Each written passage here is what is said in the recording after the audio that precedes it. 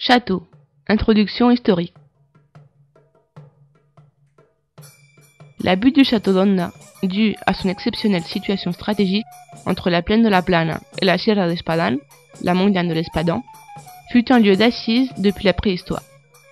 Sur l'empreinte d'anciennes cultures, comme l'ibérique et la romane par exemple, les musulmans construisirent une forteresse primitive pendant l'époque du califat du Xe siècle, et dès lors, le château surveille la ville.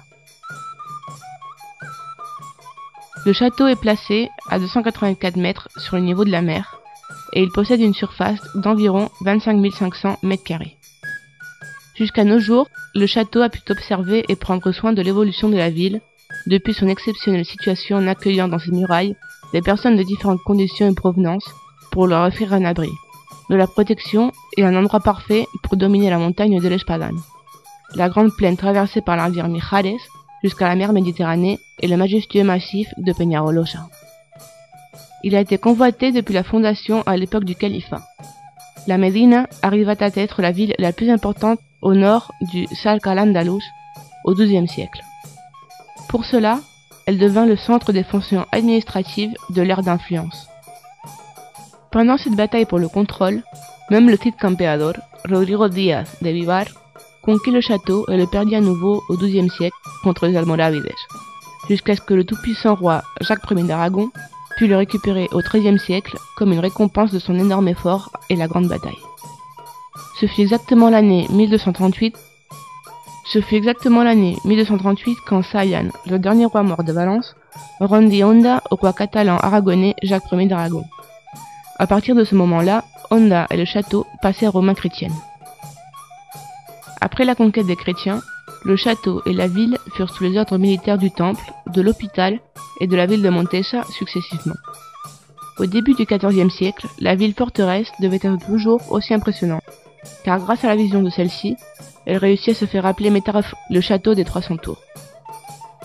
Désormais, il y avait beaucoup d'habitants à l'emblème historique le plus important d'Honda, à ce que ce château a servi avec loyauté comme une impressionnante forteresse dans les différentes actions de guerre auxquelles il a résisté pour arriver au XXIe siècle comme nous pouvons l'observer.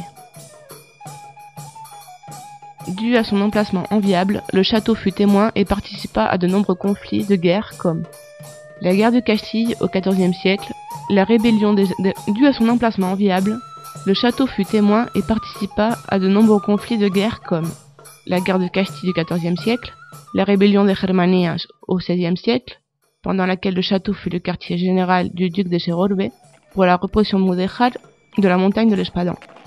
La guerre de succession au XVIIIe siècle, fidèle aux Bourbons, et elle fut même occupée par les troupes de Napoléon en 1812. En 1840, après les guerres carlistes, la forteresse fut réhabilitée et finalement, pendant la guerre civile de 1936, le château prit part à de différents... En 1840, après les guerres carlistes, la forteresse fut réhabilitée et finalement, pendant la guerre civile de 1936, le château prit part à de différents affrontements entre les deux camps.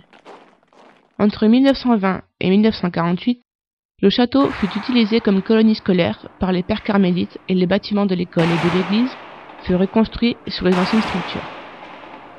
En 1938, pendant la guerre civile, le château fut bombardé et les constructions abîmées. En 1948, après la fermeture de la colonie scolaire du château, la forteresse subit une profonde dégradation à cause de son abandon.